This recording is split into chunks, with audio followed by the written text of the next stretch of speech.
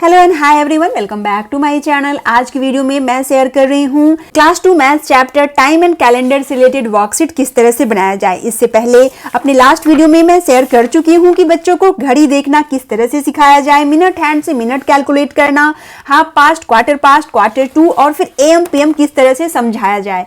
आज की वीडियो में उन्हीं टॉपिक से रिलेटेड वर्कशीट किस तरह से बनाया जाए ये शेयर कर रही हूँ। तो वीडियो को अंत तक देखें, पसंद आए, हेल्पफुल लगे तो प्लीज एक लाइक से मुझे मोटिवेट करें और चैनल पे नए हैं तो सब्सक्राइब जरूर करें। चलिए अब वीडियो शुरू करते हैं। फर्स्ट वर्कशीट आप इस तरह से बनाइए। Right time shown in clock digitally यानी डिजिट्स में बताना है कि इस क्लॉक में क्या टाइम शो हो रहा है। आर हैंड कहाँ है, 3 के सामने है और मिनट हैंड 12 पे यानी यहाँ 3 o'clock हो रहा है तो सिंपली 3:00 लिख देना है, 3 o'clock हो गया। नाउ अब इस क्लॉक में आर हैंड 8 के सामने है तो यहाँ 8 o'clock हो जाएगा।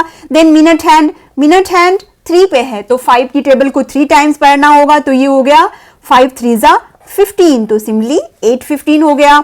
देन आर हैंड 6 पे है तो 6 o'clock हो गया और मिनट हैंड 2 पे है तो 5 2 10 यानी 6:10 हो रहा है।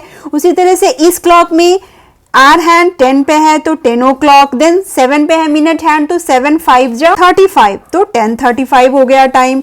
अब इस क्लॉक में आर हैंड 5 और 6 के बीच में है तो 5 o'clock हो गया। मिनट हैंड 9 पे है तो 5 9 45। Now right time in words. अब टाइम को वर्ड्स में लिखना है तो यहाँ आर हैंड 9 पे है और मिनट हैंड 12 पे है यानी 9 o'clock हो रहा है तो 9 o'clock इस तरह से लिख देंगे।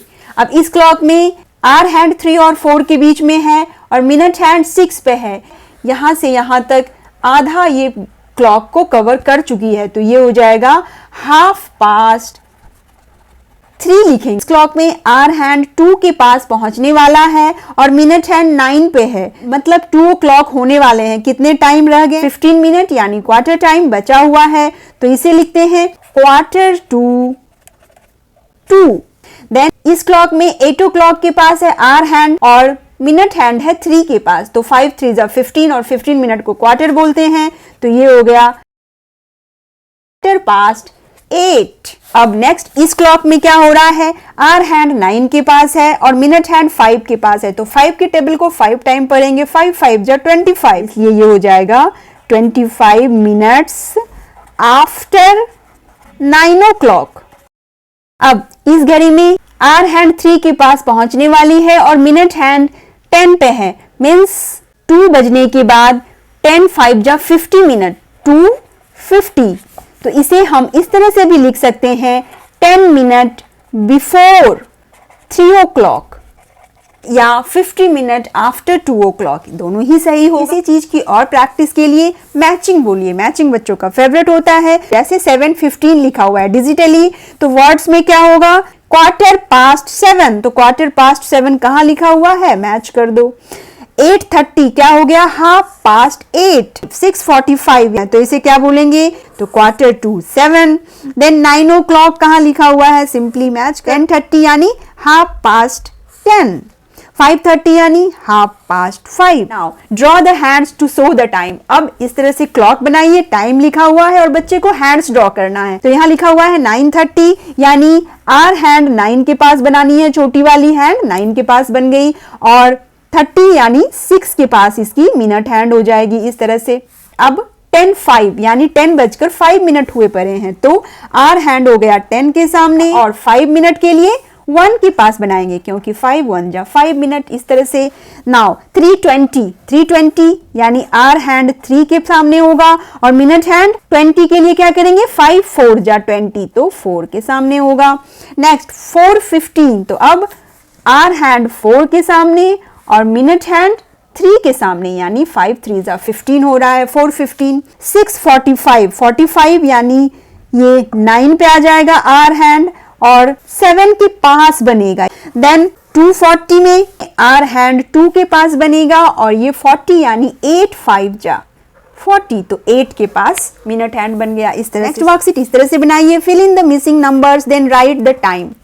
मिसिंग नंबर यहाँ फिलअप में कंप्लीट करो और फिर टाइम लिखो। इस क्लॉक में क्या टाइम हो रहा है, आर हैंड 6 के पास है तो 6 o'clock और मिनट हैंड 2 के पास है 5 2 10 तो ये क्या लिखेंगे हम 10 मिनट्स आफ्टर 6 o'clock और इस टाइम को डिजिटली कैसे लिखेंगे, 6:10 ये हो गया। इसी तरह से यहाँ 1 के पास है आवर हैंड और मिनट हैंड 5 के पास है, तो 5 5 जा 25 यानी 25 minutes after 1 o'clock। Now fill in the blanks with AM and PM। AM यानी मॉर्निंग का टाइम बिफोर नून और PM यानी बाद का time. Mohan eats his lunch at 1 यानी ये 12 बजे के बाद हो गया, फिर हो जाएगा PM, तो 1 PM में मोहन अपना लंच लेता है। My brother watches morning cartoons at 9 तो मॉर्निंग की बात हो रही है इसलिए यहाँ AM हो जाएगा। My dad watches late night news at 11, अब लेट नाइट की बात हो रही है तो यहाँ हो जाएगा PM, 11 PM। Now we go to school at 8 AM। Sunrise तो मॉर्निंग का टाइम AM होगा, सनसेट आफ्टरनून का टाइम PM होगा। Very easy. Now fill up with hours or minutes. Ram takes 20 hours or minutes to have his shower, मतलब Ram shower लेने के लिए कितना टाइम लगाता है, 20 घंटे या 20 मिनट, ऑब्वियसली 20 मिनट्स होगा।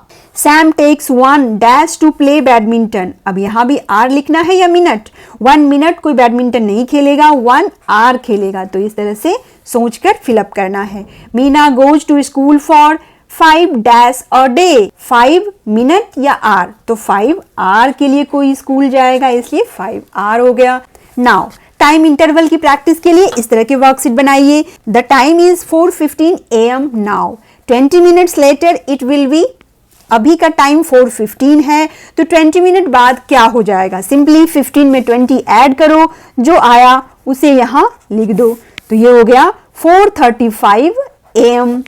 Now the time is 5:45 AM, 30 minutes later it will be dash, अब 5:45 में 30 मिनट ऐड करना है। इसे समझाने के लिए क्लॉक बनाइए या क्लॉक लेकर उसमें बताइए कि 5:45 हुआ है तो 15 मिनट के बाद क्या हो जाएगा, 6 o'clock। देन 30 मिनट्स के 50 मिनट बच गए तो अब हो जाएगा 6:15। The time is 10:20 AM now, 2 hours later it will be, अब आवर्स को ऐड करना है तो 10 में 2 आवर्स को ऐड करेंगे तो 12 हो गया, 12:20। अब यहाँ AM से PM हो जाएगा क्योंकि 12 नून के बाद का टाइम PM होता है इसलिए 12:20 PM हो गया। The time is 9:10 PM now, 4 hours later it will be dash, तो 4 घंटे बाद क्या हो जाएगा टाइम, तो 9 में 4 ऐड करो, हो गया 13। अब 13 तो नहीं होगा तो 12 के बाद क्या हो जाता है, फिर से 1 आ जाता है, तो इसलिए ये हो गया 1 o'clock और 10 मिनट, 1:10 हो गया, लेकिन PM से AM हो जाएगा। Anita started doing her homework eight 9 AM। Anita अपना होमवर्क 9 AM में शुरू करती है। सी टुक 45 मिनट्स, वो 45 मिनट लेती है to finish her homework. What time did she finish her homework, तो उसने होमवर्क कब कंप्लीट किया, वेरी इजी, 9 o'clock में स्टार्ट कर रही है और 45 मिनट ले रही है कंप्लीट करने में, तो टाइम हो जाएगा 9:45 AM। नाउ कैलेंडर से रिलेटेड वर्कशीट इस तरह से बनाइए। There are dash hours in a day, एक दिन में कितने घंटे होते हैं, तो 24 आवर्स होते हैं। There are dash hours from midnight to noon, midnight to noon 12 hour होते हैं। There are dash days in March, March में कितने डेज होते हैं, 31।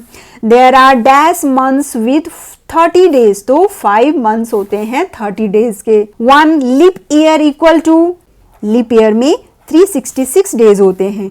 2 आवर्स इक्वल टू, अब ये बच्चे को सोचने को बोलिए कि 2 आवर्स में कितने मिनट्स होंगे, 1 आवर्स में 60 मिनट्स होते हैं, तो 2 आवर्स में 60 + 60 यानी 120 मिनट्स हो जाएंगे। इसी तरह से 2 डेज में कितने आवर्स होंगे, 24 + 24 यानी 48 आवर्स हो जाएंगे। Now 40 seconds + 20 seconds equal to dash minutes, 40 और 20 सेकेंड्स ऐड करो, 60 सेकेंड, 60 सेकेंड्स में क्या हो जाता है, 1 मिनट, इसलिए 40 सेकेंड और 20 सेकेंड मिलकर 1 मिनट बन गए। Now today is 15 September and after 6 days there will be Sam's birthday, on which day his birthday will be. अब यहाँ क्वेश्चन पूछा जा रहा है कि आज अगर 15 सितंबर है और 6 days बाद सैम का बर्थडे है तो सैम का बर्थडे कौन सा डेट होगा। यहाँ बच्चे को फॉरवर्ड काउंटिंग करने को बोलिए, 16, 17, 18, 19, 20, 21, तो 21 सितंबर को उसका बर्थडे होगा। इसी चीज को आप बैकवर्ड काउंटिंग के लिए बोल सकती हैं। His birthday was on before 4 days, तो वहां बैकवर्ड काउंटिंग करेगा बच्चा।